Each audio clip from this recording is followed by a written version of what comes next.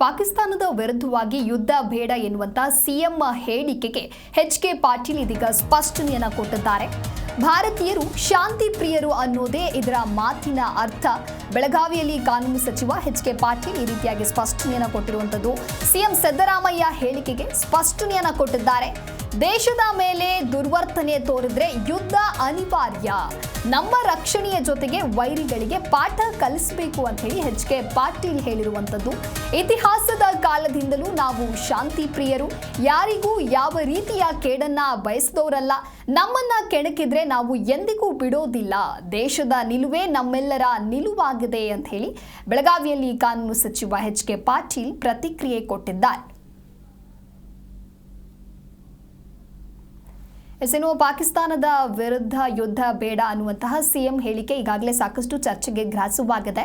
ಈ ಹೇಳಿಕೆಯ ನಂತರದಲ್ಲಿ ಸಿಎಂ ಸಿದ್ದರಾಮಯ್ಯ ಕೂಡ ಸ್ಪಷ್ಟನೆಯನ್ನ ಕೊಟ್ಟಿದ್ರು. ಆದರೆ ಈಗ ಬೆಳಗಾವಿಯಲ್ಲಿ ಕಾನೂನು ಸಚಿವ ಎಚ್.ಕೆ. ಪಾಟೀಲ್ ಕೂಡ ಸ್ಪಷ್ಟನೆಯನ್ನ ಕೊಡುವಂತಹ ಕೆಲಸಕ್ಕೆ ಮುಂದಾಗಿದ್ದಾರೆ.